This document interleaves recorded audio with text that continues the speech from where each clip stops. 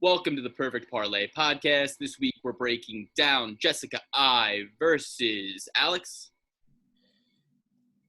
Cynthia Calvillo. Cynthia Calvillo in this very memorable UFC free on ESPN card. Dan, are you excited for this week's card? Oh, I'm super excited. You know I'm a diehard. People say that this card's not good. Come on now, there's some gems on this. Are you excited for this one?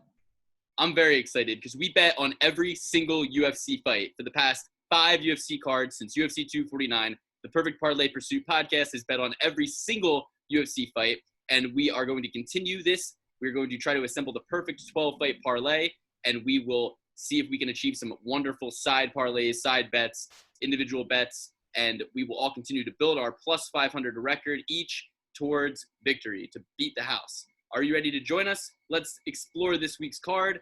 Jessica I versus Cynthia Calvillo on UFC on ESPN. Dan, why don't you take us through this first fight? It's a mystery fight. We were expecting to see Anthony Ivy in the UFC action to replace who was it? He was going to replace somebody last minute. He was going to replace Ian Heinisch, who had coronavirus test positive, and he ended up not needing to. They somehow cured his coronavirus or got him to test positive. What happened? I don't know. We can get into that later. But Anthony Ivy is now being treated to another fight for his willingness to participate in last week's card. As I said, big mystery fight. Anthony's never been in the UFC, and we have him fighting famous pop star Christian Aguilera. I guess Christina Aguilera has undergone some sort of transition, and it's now Christian Aguilera. And the UFC is bending the rules to allow him to compete. So this is going to be a lot of fun. Right away, the height strikes me. You got 6'2", Anthony Ivy versus 5'9", Christian Aguilera. But I did see Christian Aguilera knock somebody out. He's really good at closing the distance. But Anthony Ivy, 1, 2, 3, 4, 5 fight win streak at least. How do you guys see this one? I'm going with Anthony Ivy. I just think he's going to be way too big. And, he was preparing to fight last week to be a fill-in. So who knows how much extra work he's got in since then. And, not too much to say about this fight, but I think Brazilian top team Texas is just more of a notable gym than where Christine is coming from. But how about you, Bit? Yeah, I'm going to take Ivy as well. I just love the fact that he was preparing for a fight last minute. Means he's totally game. Let's be honest. This is a card filler on the case of the UFC, but whatever. It's going to be a fun fight. I'm taking Ivy. He's coming off 5 straight wins, 5 straight finishes at that. Christina Aguilera, he doesn't have any UFC fights either. So I'm looking for Ivy to dominate, use that smaller octagon, put the pressure on him, keep him in a nice dirty fight right up against the cage, and possibly get the finish. But I'm going to take Ivy on this one. Nice quick start for us. Yeah, I am going to actually not make this a consensus pick, and I'm glad on that because, this is not an easy one to call, and I would hate to, damage our consensus pick record should we be wrong. So I'll bite the bullet with this one and take Christian Aguilera. Christian Aguilera, I saw him knock somebody out in another promotion. It was very, very impressive. So that's what motivated my decision. Anthony Ivy, he was going to take on Gerald Meerschaert, quick notice. But I just feel like shorter cage. Aguilera is going to get in there and put him to bed. So that's going to be Aguilera for me. All right, moving on. We have Jordan Griffin. He's going to be a featherweight, 5'10", big featherweight, fighting at a Rufus Sport, Duke Rufus's gym. He's coming off a win, submission win from UFC Fight Night. Benavidez versus Figueiredo, I'm assuming. And, before that, back-to-back losses against Ige and Skelly. No slouches there. He's taking on Derek Minner, who is a smaller featherweight at 5'7". He's going to be giving up – it doesn't say his reach for Griffin, but I'm assuming he's going to be giving up some reach. And he's coming off a loss to Dawson on the same card back in February of 2020. So they're both making a quick turnaround, one off a loss and one off of a win. So odds makers have this one as a heavy favorite for Griffin, and I can't say I disagree. I think the southpaw is going to get it done. What do you guys think? I like Jordan Griffin a lot in this fight. These two guys have actually fought before. Jordan Griffin won by submission. I think he's going to do the same thing again. It was a crazy jiu-jitsu fight where Derek Minor almost had him in a calf splicer. He reversed the calf splicer, puts the guy in the armbar, and you love to see it. He actually has one in the UFC, and if I'm not mistaken, I don't think Derek has. This is going to be a crazy jiu-jitsu fight, guys. 30 total submissions between the two boys over here.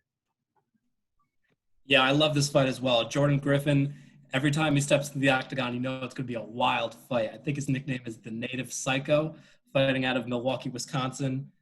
He's real wild on the feet. He uses his striking to set up the ground game. He could put himself in some tough positions at times, but he's real scrappy. He fights out of adversity, and you know it's going to be a wild fight whenever he's out there. As Alex said, they have fought before. Griffin did win that. And in MMA, as we know, when it comes to rematches, it often goes to the first victor. So I'm looking pretty strongly for, maybe a side bet on Griffin. And I think it's a fight of the night contender. I got to say, it's going to be a lot of fun on the ground. Minor or whatever, I don't know if he's up to snuff for UFC caliber, but he does have 20 subs on his own, 10 of them coming from guillotine. So Griffin's got to watch out for that. But he's a veteran of the game. He's training out of Duke Rufus. He's a wild man out there, and I think he's going to get the job done. So I'm taking Jordan Griffin for the second pick of the night.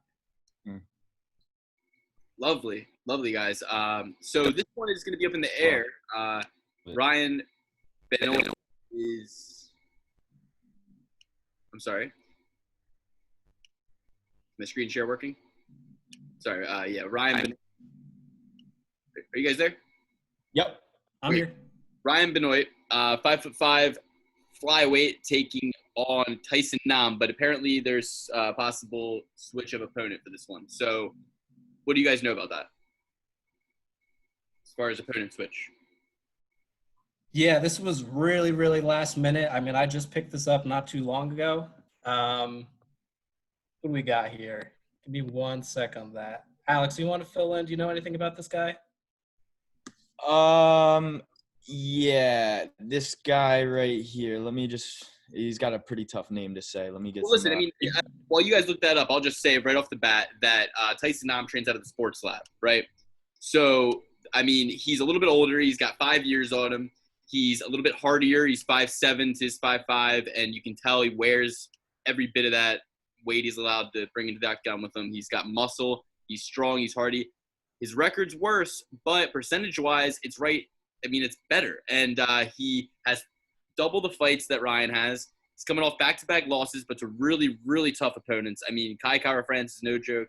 Sergio Pettis, no joke. I think that Nam gets it done with Ryan, but if Ryan gets replaced, I'm going to double down on Nam and say he's definitely going to win.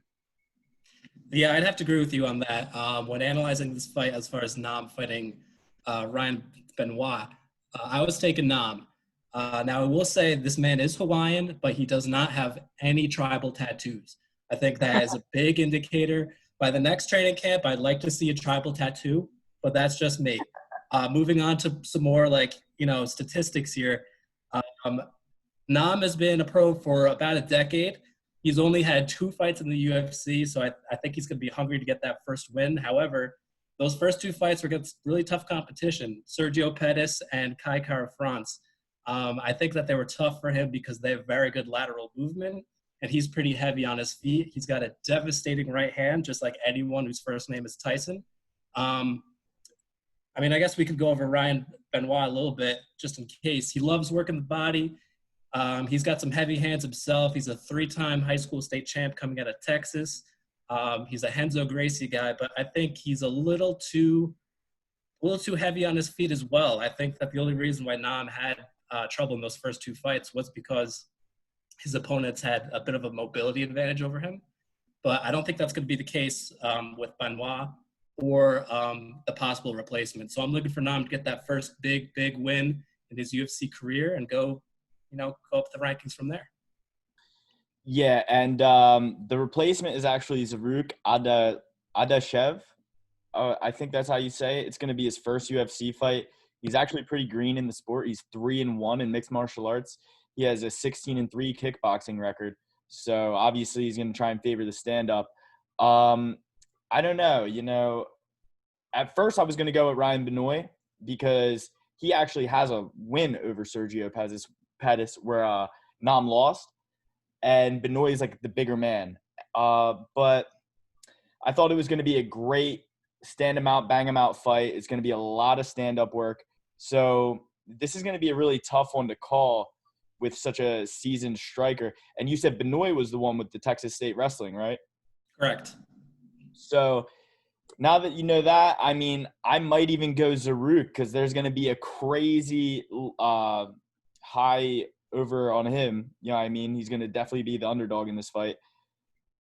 He's got great stand-up, clearly. He's a kickboxing veteran with 16 wins and 3 losses. So it's going to be a really tough fight to call, especially because we don't really know after all the drama with Ian Heinish's corner, because we don't even know if it's Benoit's corner or him who tested positive.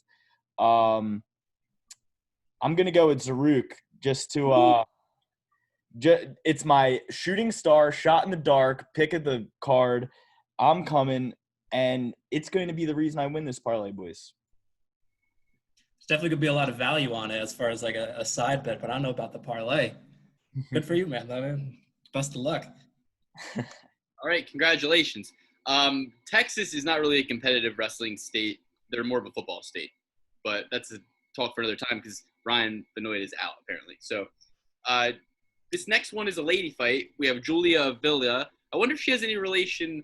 She's in Oklahoma, so I guess not. But yeah, she fights out of Oklahoma, and she's fighting Gina Mazzani. Now, folks, I have a rule usually with female fighters when it comes to hair. If they have colored hair, I usually bet against them. Generally, if you look back on every fighter who's ever had colored hair, losing record.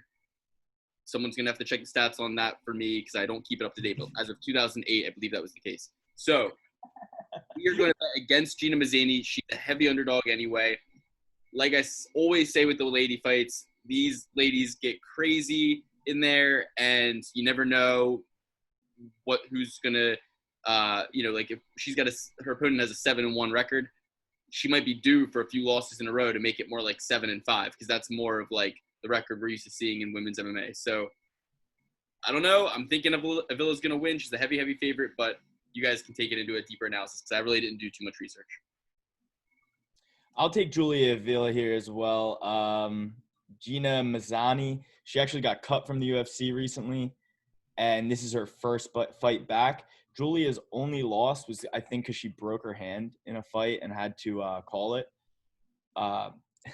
Not my style. I love the California kid. Keeps fighting with broken hands, honey.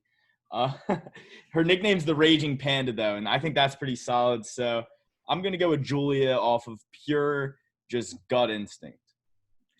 So if you take a look at that fight in Invicta where there was that one loss, she was blocking a kick, and she just completely dislocated her finger where the bone was popping out. She didn't want to stop. But the referee called it right there, and she was like, "Bro, are you kidding me?" She took her finger with the bone sticking out and stuck it right in front of the camera. I was like, so I think she's a pretty badass chick.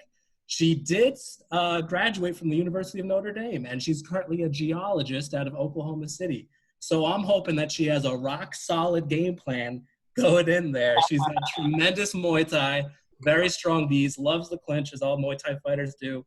BJJ brown belt, just really dominant in all of her wins. She's really tough, got strong hands.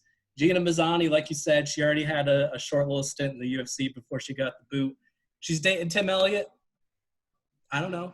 You do what you want with that information, but I'm going to take Julia Avila. This is one of the biggest.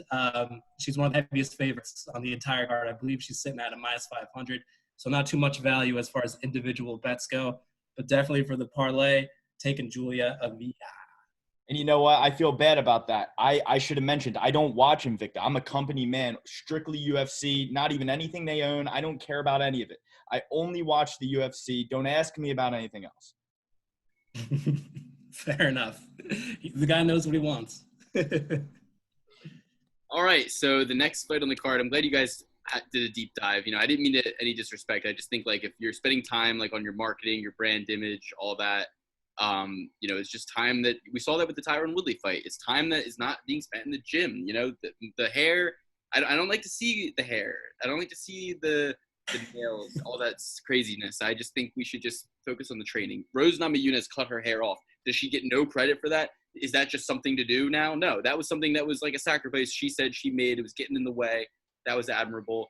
You shouldn't be trying to glamorize what is a very brutal art. This isn't the laundry. Hey, don't forget the Sugar Show. His hair took 12 hours to do. I heard him talking about it on Ariel Helwani. Right, but his girlfriend, if you listen to what he said, his girlfriend is a hairstylist. So that happened in-house. He didn't have to leave the house to get that done. Okay. Tim Elliott's a hairstylist too. And that's the other.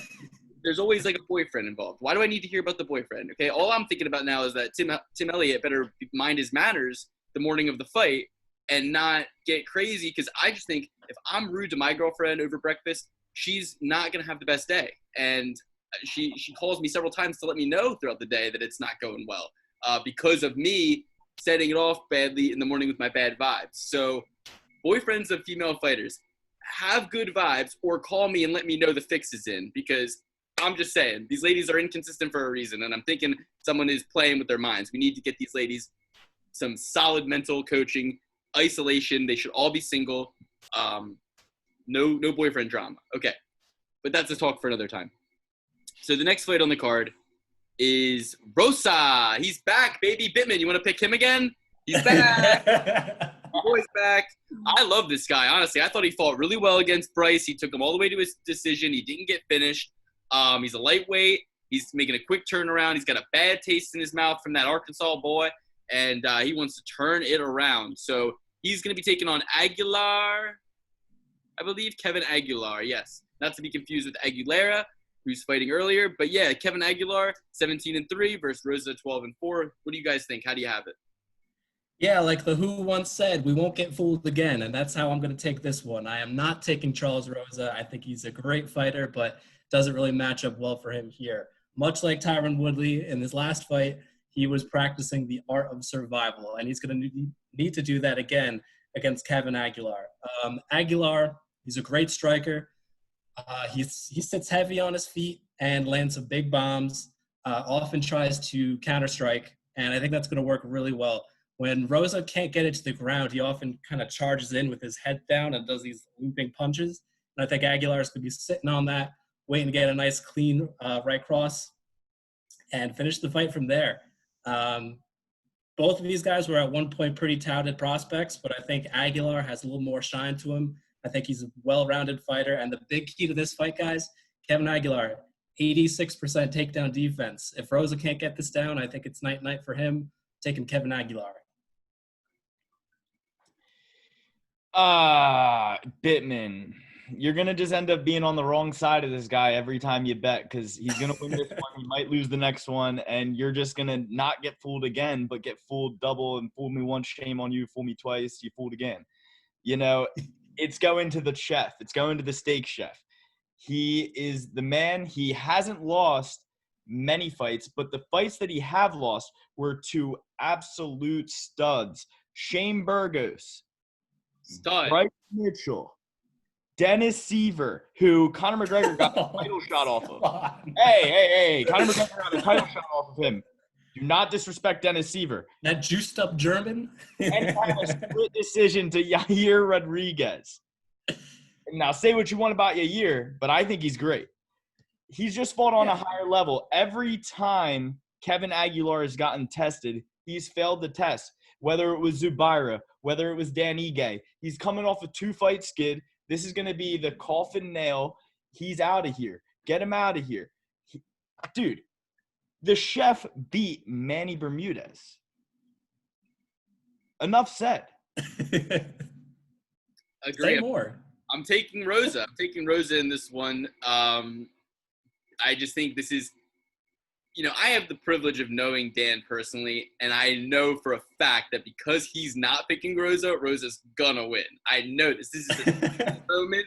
This is like a Larry David-esque moment in Dan Bittman's life. It's just like He's going to slip, fall on his shoelace, and land right on his face into the dog shit on this one.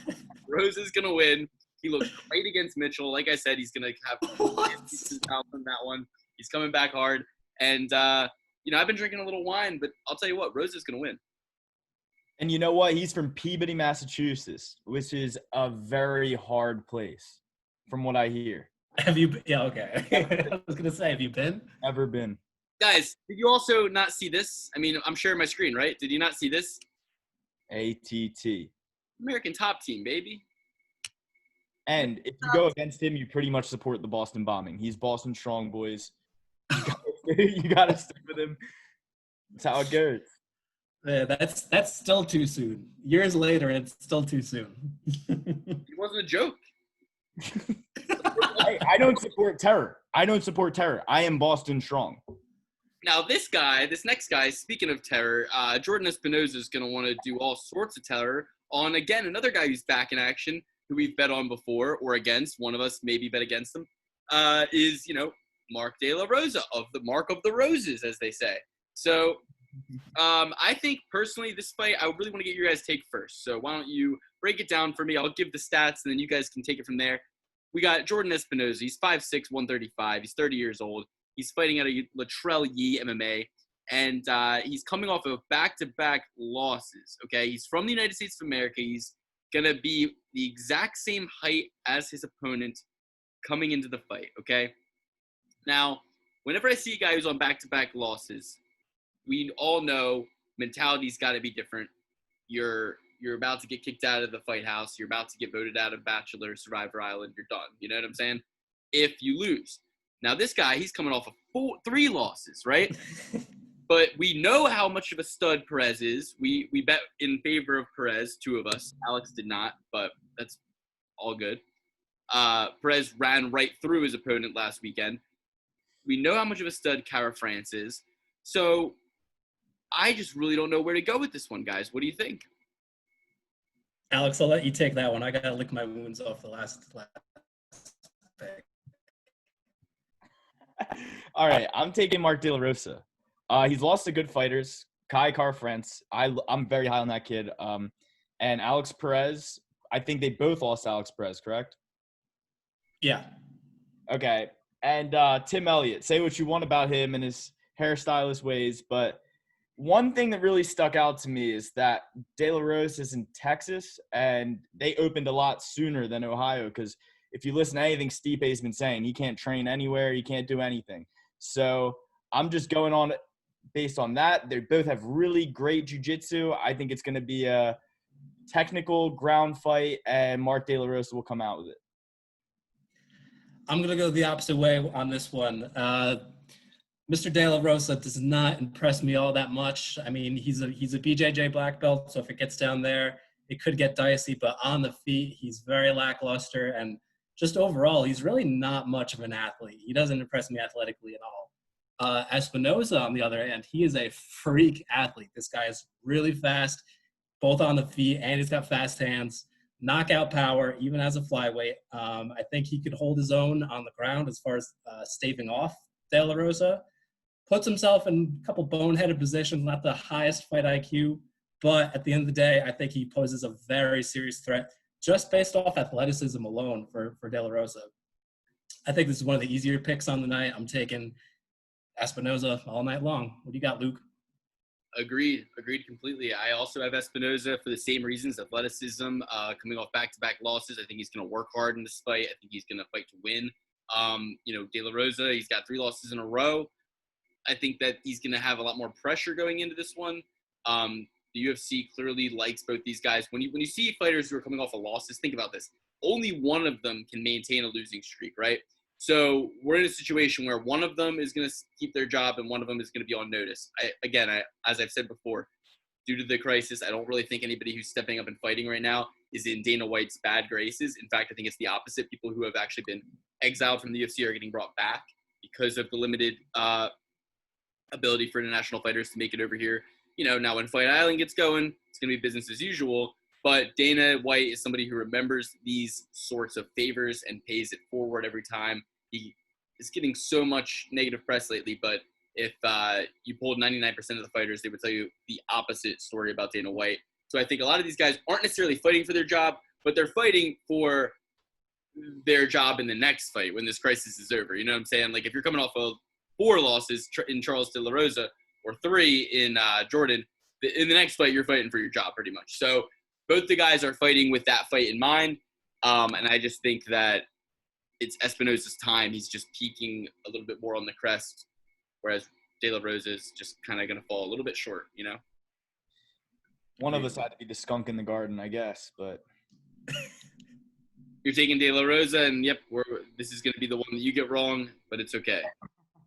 It's all right. It's okay. So the next fight, super interesting. Andre Touchy-Feely, 5'11", 145 pounds out of Team Alpha Male, 20-7 record, coming off of a loss to Yusuf at McGregor versus Cowboy in a unanimous decision 3-round affair. Before that, he beat the beast in Sergio Moraes. He beat Miles Jury before that, and a tough, close decision loss to Michael Johnson before beating Dennis Bermudez, and that's his last 2 years. He's the taller guy. He's the wrestler out of the two. He's the American out of the two. I think Andre Feely out of Team Alpha Male is going to dominate Charles Jourdain, who is the shorter guy. He is the less diverse guy. He's coming off a knockout win, but I don't think he's going to get a chance to put those hands to work because he's going to get wrestled to the ground at least once in every single round, while also getting mixed up on the feet because he's got more to worry about in terms of weapons against his opponent. And strength of schedule definitely favors Andre Touchy-Feely. He's fighting out of a much better gym. So, yeah, I'm going with Feely all day in this one. What do you guys think? You know, it took everything in me to not pick Touchy-Feely off of strictly the fact that Charles Jourdain was disrespectful to the GOAT, Air Jordan, and taking his name. Listen, I saw the fight with Do-Ho Choi. I was huge on Do-Ho Choi. He whooped him. He knocked him out. It was a brawl. He got knocked down a couple times. He got back up, Michael Bisping style, left hook Larry, sent him into the benches. He's won all of his fights, all finishes, and that means a lot to me. And one thing that I will mention is something about Andre Touchy-Feely is he doesn't really wrestle as much as you would think, and I think that will have him more susceptible to a knockout. And I think he's a bit of a hothead, if I'm being honest. And I think it's going to draw him into a gunfight that Charles Jourdain, the younger man who has less miles on his jaw, stands more likely to win. I'm glad we could come to a consensus on this, Alex. I am also all in on Charles Air Jourdain. Some of the big key factors of this fight. Andre Feely, yes, he's going to be the wrestler, but I don't know if he really brings that to the table all that often in his fights. That's number one. Number two, he certainly does not check the leg kicks, and Charles Jourdain, that's one of his biggest weapons. He loves the hard leg kicks, and if he's smart, he'll go down to that calf kick, which has been wreaking havoc as of late. He's got a lot of power in his hands. Knocking out Do-Ho Choi was a big indicator. He can counter well. We don't know too much about his ground game. He could be dog shit or he could be adequate, so we don't even know about that. But I'm going to go with Jourdain. Feely, he's a little bit erratic. I mean, anytime that he beat Artem Lobov, but it was way too close. He can't be having close decisions with Artem Lobov. And he lost to Michael Johnson. He just seems to be a 50-50 fighter. I know he's got more wins than losses, but not really a guy I want to put my money on. I'm going to go with Charles Jourdain. He's the aggressive guy. He's going to go out there and fight for your money. And I just think that this is his time to shine. He's going to use that aggression to his advantage. Andre Feely is a little bit of a hothead at times, and I think he's going to be drawn into a firefight that he just doesn't have the ammunition for. Let's go with Charles Jourdain. You're on this correct, Alex. I'm glad we agree. And let us not forget how well-touted Do-Ho Choi was until he lost his last couple. Didn't he lose a couple? He was one of the most highly touted up-and-comers in the entire UFC, let alone his division. And listen, I'm happy we agree, Bittman, but if I hear you talking poorly about the GOAT, Artem Lobov, again, we're going to have trouble. Yeah, I don't know, man. Lobov is a game opponent. Sorry about that. I'm just looking deeper into this record. Yeah, Artem Lobov is a game opponent. I mean, also, you got to think, Touchy-Feely made it 3 rounds with Max Holloway back in 2014. He fought Hacker and Diaz and beat him. He lost the decision to Calvin Kattar, but that's a close fight, man. Like, Calvin Kattar is a freaking beast. Like I said, Michael Johnson, split decision loss. Like, another beast, dude. Like, And Miles Jury is I said Sergio Moraes. It's Shaman Moraes. I was wrong about that. I just saw S. Moraes. I got carried away there. So that was actually a lot of what I based my opinion off of, too. Anyway, it makes sense now, but I'm still going with Touchy-Feely. He trains out of Alpha Male. Alpha Male is putting it together lately, man. Come on. with who? The guy who left? Cody Garbrandt? He did. Same. They're incongruents, but he's living in New Jersey and training with Mark Henry every day. All right. Marab, another East Coast guy. Marab, go ahead. Fill in the blank for me. Davalishvili. No. Damashili. Marab Dashili. Hey, Matt Serra said they only call him Marab, and that's it, and that's final. It's the only thing they can remember, and I'm going with him. He's got crazy wrestling. He's going to take the little guy in Ray Borg down, who's up a weight class. Marab is way bigger, way more natural of a bantamweight. He trains with Sarah Longo, and don't forget, he's one of Aljamain Sterling's favorite training partners because he pushes him to the limit, and he says that in every interview. What do you guys have? I'm going to go with Davashili as well. I mean, this guy, they call him the machine for a reason. He throws everything at you but the kitchen sink. I love him on the feet and on the ground. He's got amazing top control. Poor Ray Borg, I think he's still got a little piece of glass in his eye from the dolly. He can't make the weight at 125, but he's not a bantamweight either. Borg shows success in fights where the grappling is presented and he can kind of move off of that with his striking. That's not going to be the case here. Davashali, he's not going to be intimidated by the wrestling whatsoever, nor the hands, to be honest. I think this is definitely a lock of the night, maybe something to throw into a parlay. I'm not even going to try his name again. Just go with the machine. Call him the machine. He's going to take it. Yeah, Marab is out there with them boys in Long Island. He's with Ally Quinta. He's with Matt Serra. He's with Aljamain Sterling. Aljamain Sterling's killing it lately. Marab is going to win. It's a lock. Lock him in. Marab out of Georgia. And we're not Which is where, Luke? Which is where? It ain't in United States of America, I'll tell you that much. It's in Dagestan, right? No. I don't think so. It's somewhere out there. It's in the area. Oh, yeah. So, now look. Wait, when was the other girl fight, or women's fight that was with the girl from Dagestan? There's a girl from Dagestan fighting on this card. First ever Dagestani UFC women's fighter. I think she's from Kazakhstan. Kazakhstan, yeah. I think that's a prelim fight. We're in the main card now. Okay. There's only one female fight on the prelims, and that is Gina versus who we're talking about. I think they're late to add it then. Yeah. Definitely. Different guys on your roster, and I wanted to start with Habib Nurmagomedov. I mean, a lot of people obviously aware that his father. Put it down, Brett. All right, these videos will start playing in the background. Who's cheating over there? Yeah. All right, so the next fight on the card, we got somebody who we expected to see, Carl Robertson at middleweight, and he's going to be standing 6'1", fighting Marvin Vettori out of Italy. This is a middleweight clash. He's coming off back-to-back wins. Before that, he fought Glover, who looked so good recently, and he lost via submission in the first round.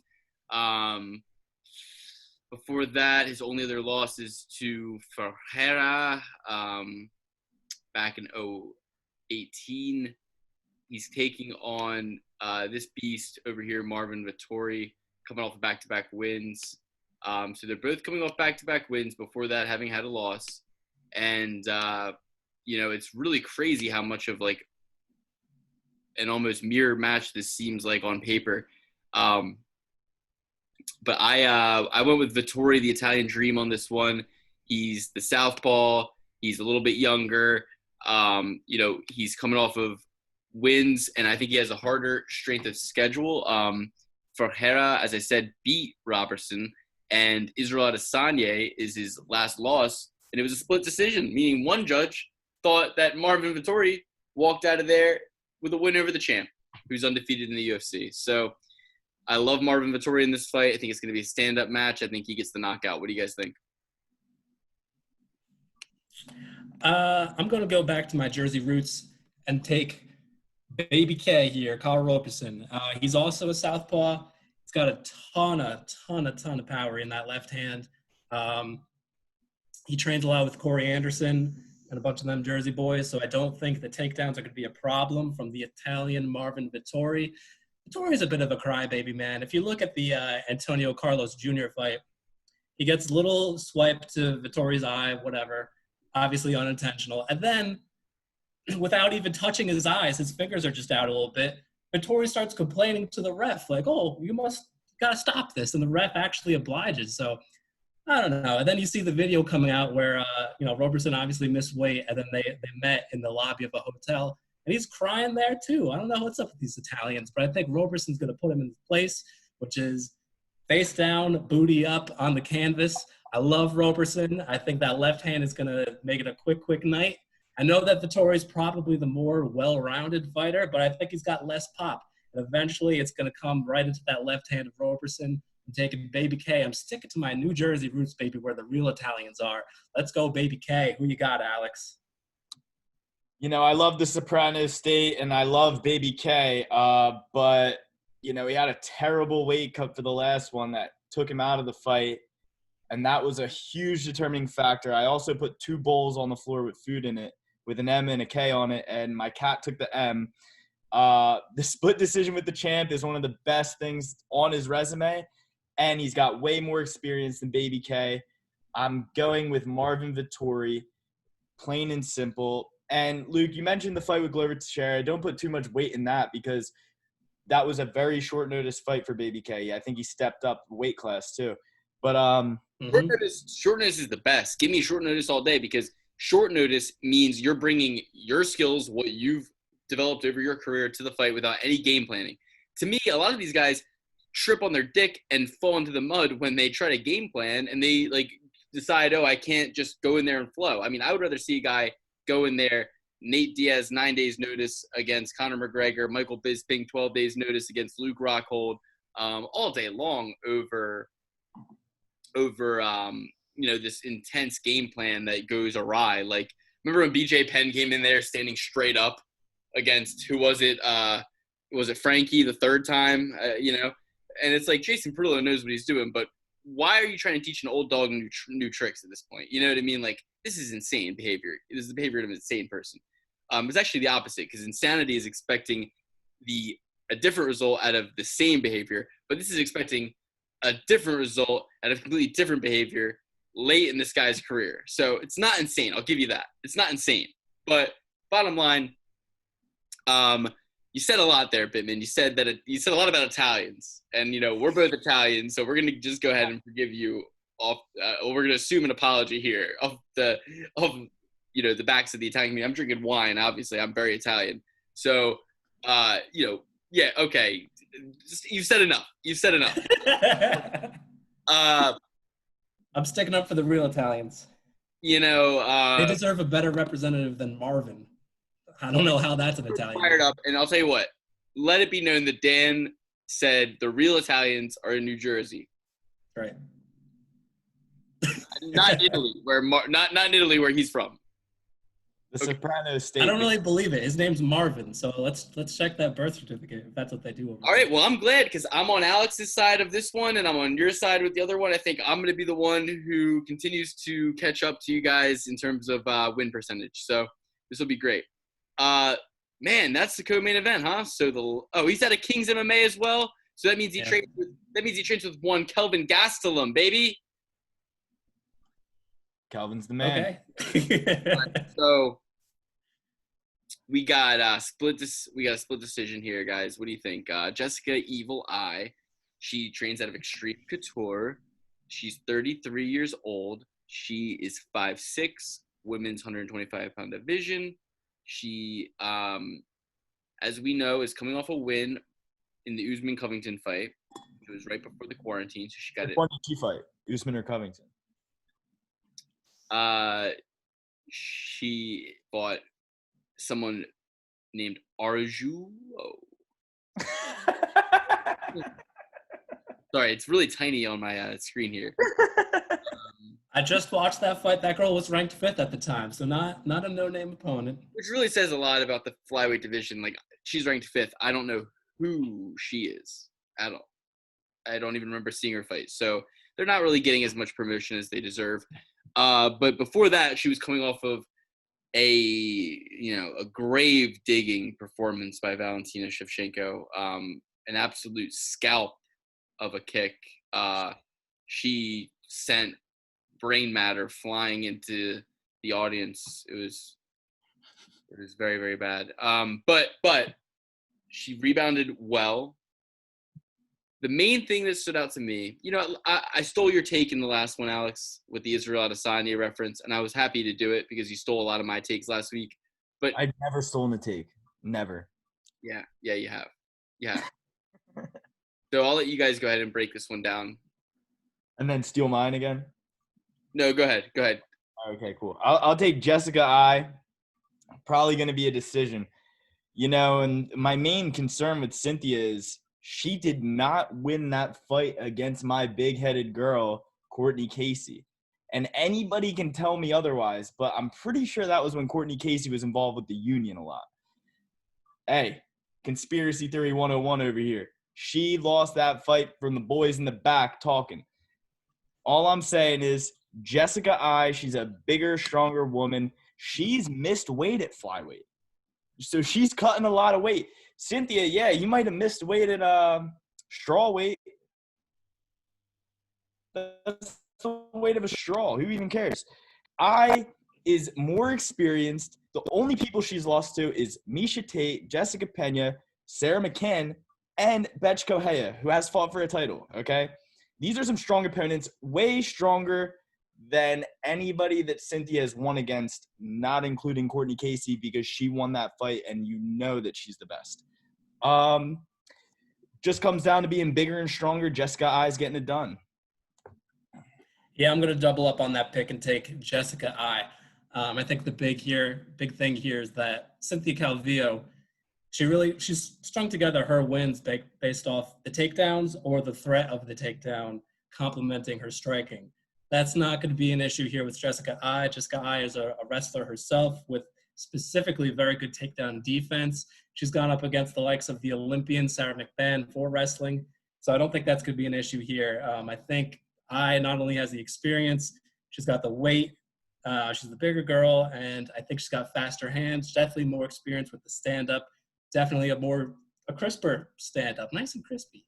So I'm going to take Jessica Eye. I think it's going to be a close fight. I'm very wary of the judges in this one, but I'm not too concerned about Cynthia's stand-up at this point, unless she's jumped leaps and bounds, which is possible with a younger fighter. But at the end of the day, I think Jessica Eye is looking at this and saying, you know what, this is my last couple of fights in the UFC. This could be it for my career. Let's make it a good one. She's called the Evil Eye for a reason, guys. She's as game as they come. I think it's going to be a fun fight because both fighters are they go in there with bad intentions, although they don't always get, the knockouts. But I think Eye is going to have the advantage in this one. I'm going to go with Jessica Eye to round things off and get that perfect parlay, baby. Yeah, I'm going to deviate from you guys on this one. And I'm going to share my screen and show you why. So Cynthia has only actually lost to really, really great opponents. Carla Esparza showed us how great she is in her last fight. Let's go to Carla Esparza real quick. Let's just take a look to remind everybody. And this is going to take a while. You also lost to Courtney Casey. Right, but as we see, her only loss is somebody who currently, in the most competitive the division has ever been, is on a 3-fight win streak. She beat Michelle Watterson. We saw how great she was. Carla's really, really great. So, yeah, I'm really going with Cynthia on this one. I think that her draw, her win, like you said, she beat unanimous decision Courtney Casey. She beat Courtney, man. No matter what you say, she beat Courtney. She beat JoJo Calderwood, and the only person she's ever lost to is a great fighter. Whereas Jessica I has 7 losses, guys. See this number is 7. This is almost as many losses as half of her wins. Okay, so her wins recently also are not impressive. I don't know who any of these names are, but Yes, you do, with Caitlin Chukagian right there.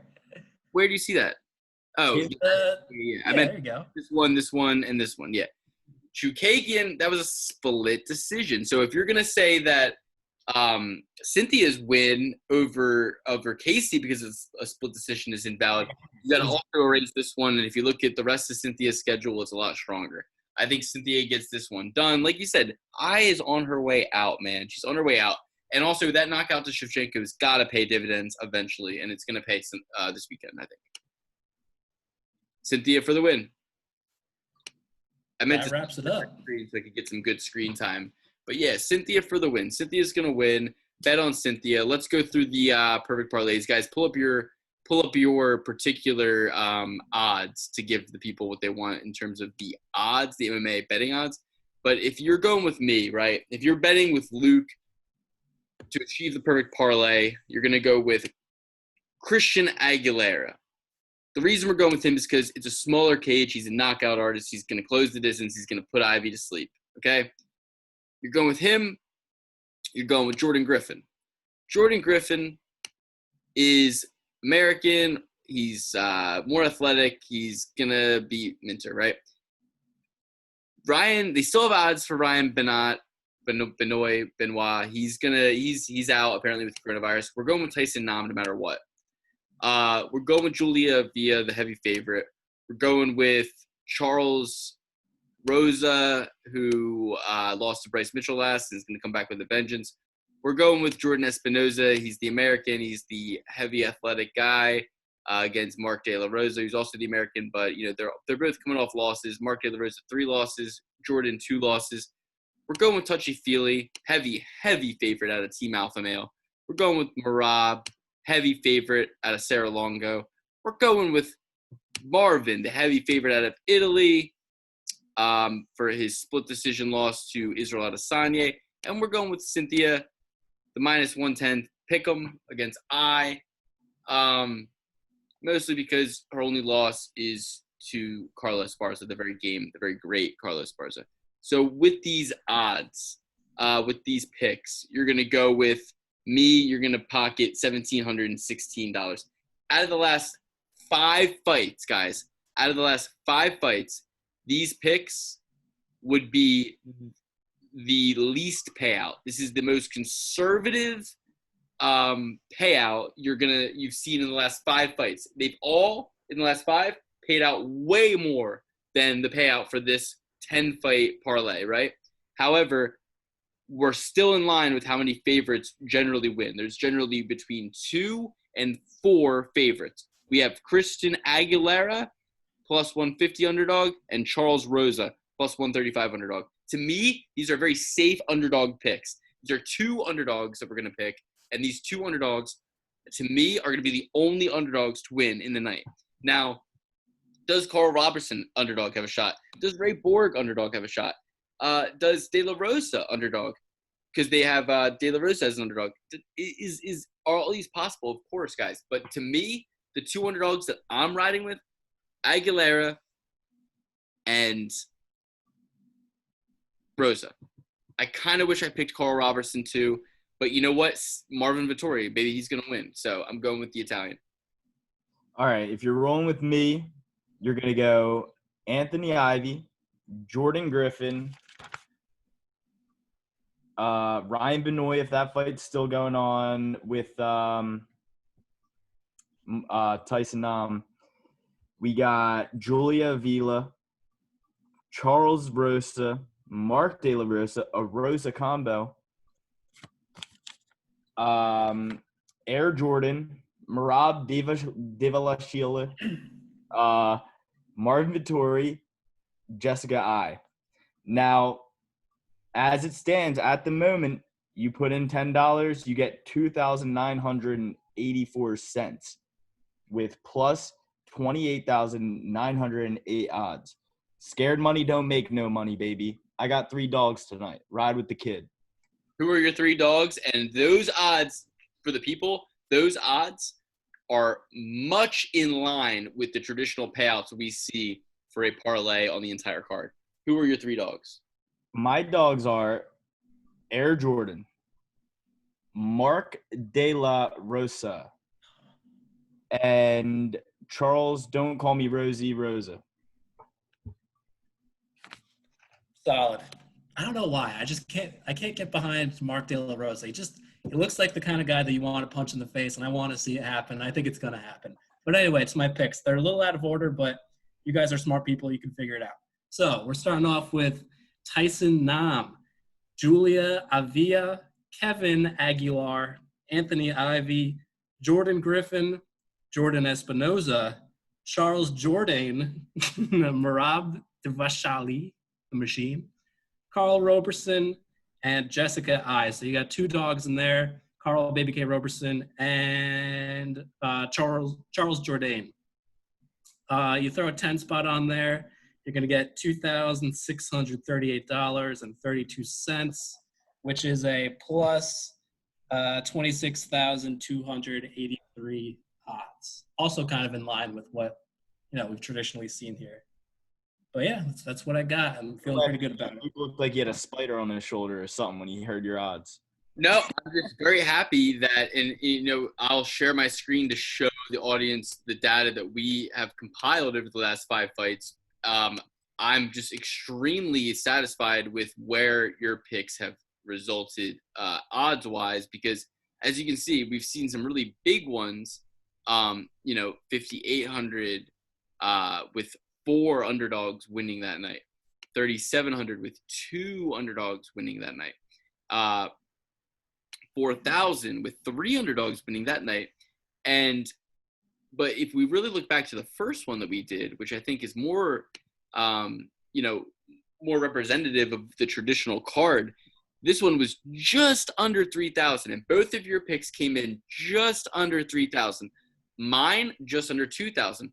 I think that we're due for a very low-paying card as well, where a lot of favorites win, especially during this time when you're seeing Dana White give a lot of people shots that weren't in the UFC. This opens up opportunities for underdogs, but it also opens up opportunities for favorites, because if you're bringing in somebody like Anthony Ivy, who was expecting to fight somebody else in a couple of days' notice, and you're bringing in somebody like Aguilar, I think Aguilar generally has a great shot because he's had a lot of big spotlight opportunities in the past. So, I'm actually considering switching mine up a little bit, or maybe doing a second $10 parlay with a couple different picks, just because of how low mine is. I mean, honestly, mine is so conservative. It makes me think this sport is a sport where I should probably stop looking at the odds so much and bet more on the unexpected happening. You should bet on the unexpected happening, I guess, is what I'm saying here. How many times have I been robbed of a decision that I thought went one way, like Reyes versus Jones? You think Reyes wins, and then Jones ends up with a decision. So it's like you really have to kind of bet on the unexpected, just like with boxing. You got to bet on the unexpected a little bit. You got to lick your finger, put it up to the wind, and see where we're at. So how many times did a decision get read and you thought you lost when you bet on it? I would probably say every time. No matter how lopsided the fight was. You watch fights. Yeah, well, keep talking that shit. We'll see how this card ends up. I wish nothing but the best for you, so I hope that you win. When I heard I never said I wanted you to lose. I'm just saying every time a fighter loses that you bet on, they won. All right, folks. Well, that's the Perfect Parlay podcast, and we all gave you our picks. Bet with us. Do we have any picks? Any side parlays, side picks? Do you guys have any side bets that you want to maybe try to cash in on? I would throw in as a little parlay the Machine, the Vishali, and Julia Avila. I think that's a pretty safe parlay. I don't have the odds on me right now. But let me just throw it in there real quick. But I think that's a pretty safe one. Do you guys have any side parlays while I look this up? I don't know about parlays. The whole card kind of seems a little funky and wonky. So if I had one lock, I would probably say Marab, the Machine. And I mean, if I were to loop it in with one parlay, it might be Jordan Griffin, just based on the fact that he's beaten his opponent before.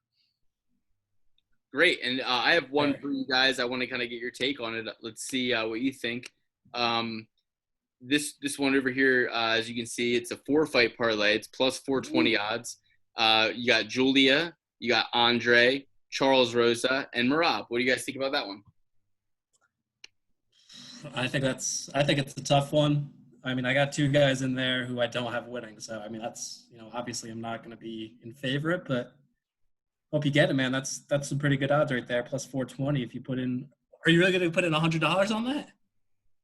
I mean, it's just it's just to showcase what 10 units Gotcha. gambling speak units could pay. But I just threw a number in there. But yeah, so all right, so this is my 4-fight parlay. If you guys want to go with it, it's Julia, Andre, Charles, and Marab. Okay, great. So this has been a great, fun time breaking down these fights with you guys. What do we say? I guess follow us on Instagram at perfect_parlay. Like and subscribe to the YouTube channel. Please sign up for DraftKings using the link in the description below.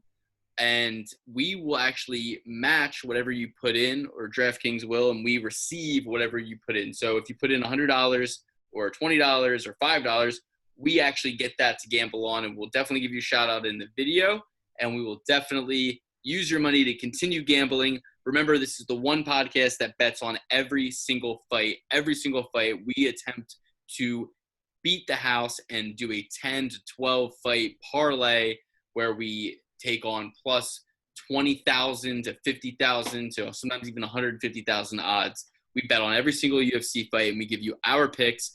We put our money where our mouth is, and we give you some great side picks as well. Please go ahead and subscribe to Alex at EuroUnderKing on Instagram for all my picks, all sports.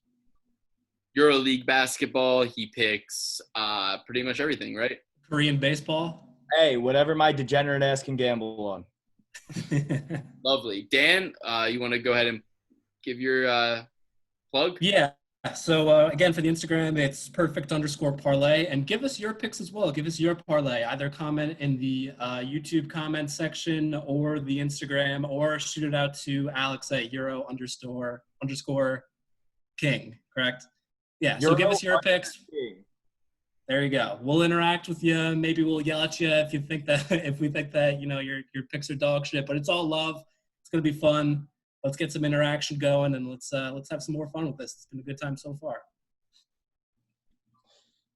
It's all about having fun. And cheers to you guys. I'm having a great time with you. It's been 5 wonderful cards that we've picked together. We've discovered so much data. We've learned so much. And now we're about to continue on to season 2 with the start of the 6th card that we're about to pick. And, we all are above 50%. So, it's the best odds you can get at any Vegas casino if you bet with us. Love you, fellas. I'll see you soon. Love you too. Peace, boys. Cheers.